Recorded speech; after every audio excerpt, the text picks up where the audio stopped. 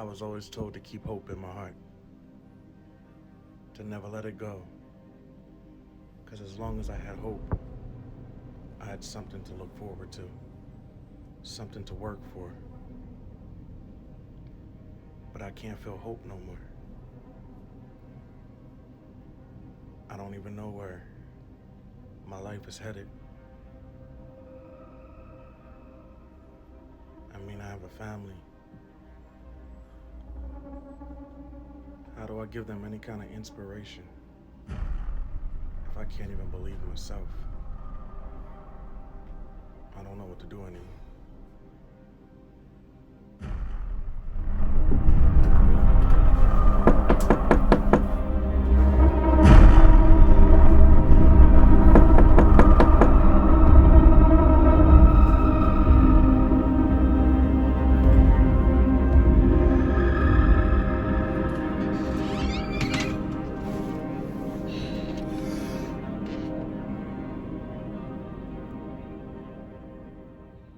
You thought it was going to be that easy?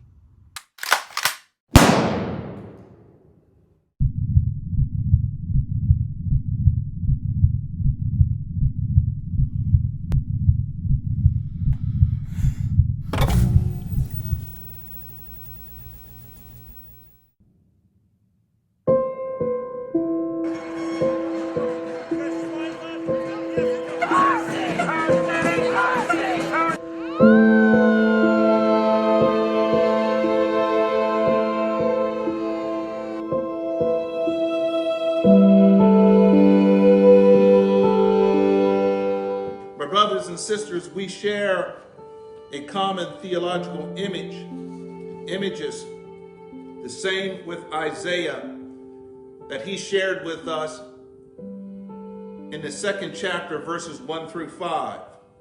Many people shall go and say, "Come ye, and let us go up to the mountain of the Lord, to the house of God of Jacob, and he will teach us his ways, and we will walk in his paths.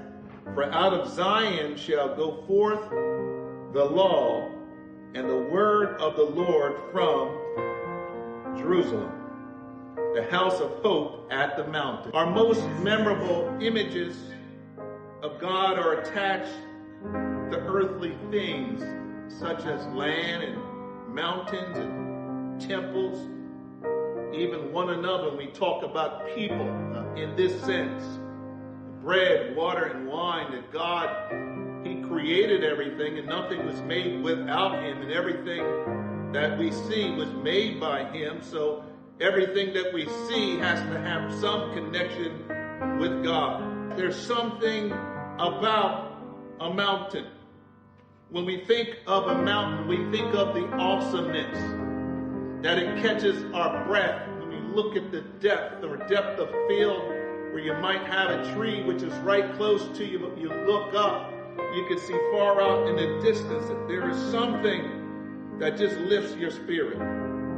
Yes, it's at the mountaintop, as we look closely, that we feel close to God. We see the beauty of our surroundings when we're at the top of a mountain. Don't forget, Jesus is the light of the world. It doesn't matter what's going on around you. You are in a position where you can actually feel and see God's handiwork when you're on the top of a mountain. In the mountain, God draws people near to him and to the world. It's the awesomeness of God that even in the midst of the challenges that we're having right now, that we still see that there's more than a remnant of people that have love in their hearts, that care about their neighbors, that will go out and help somebody, that they're not concerned about achieving and what they can achieve and gather in the midst of pain, that there's mountaintop experiences happening in your backyard. If you can just open your eyes and say, "God, show me the mountain. I want to see your house." That God's house exists even where we are today. It was on a mountaintop that Noah's ark settled after the floodwaters had destroyed the earth and receded. And after Noah offered God a sacrifice, the Creator made a new covenant with creation. While Moses was tending sheep for his father-in-law on Mount Horeb, that God spoke to him from a burning bush. This is on a mountain revealing the most sacred name of Israel, God, Yahweh. God gave Moses the 10 Commandments on Mount Sinai in Exodus 19:20. Abraham was on a mountain when he offered his son Isaac. It was on Mount Moriah, Genesis 22. Elijah confounded the priests of Baal on Mount Carmel in 1 Kings 18. In the New Testament, Jesus often went to the mountain to pray. That when you need to get away a little bit, you need to go to a mountain. There was a transfiguration occurred on Mount Hermon and Mount 17. It was on Mount Calvary where Jesus died. I know they say it was on a hill, but many folks say it was outside of the city, north of Jerusalem, in the city of Mount Zion, on a hill, Golgotha hill, that Jesus gave his life, died for all humanity, that he wanted to connect with us on a hill. Is there with old folks who used to refer to a good service or a good prayer or a good song as a mountaintop experience. And even Dr. Martin Luther King, I heard him before, delivered his speech in supporting of the striking sanitation workers at the Mason Temple in Memphis, Tennessee on April 3rd, 1968. You heard it. After the threats, he said, I don't mind. Like everybody, I like to live a long life and longevity, and it has its place. This is what he said, but I'm not concerned about that now. I just want to do God's will, and he's allowed me to go up to the mountain. And I've looked over the mountain and I've seen the promised land. I may not get there when you get there, but I want you to know tonight that we as people, this is what he said, will get to the promised land. And I'm happy, he said tonight, that I'm not worried about anything. I'm not fearing any man. I'm not going to put my words. I'm not fearing any situation.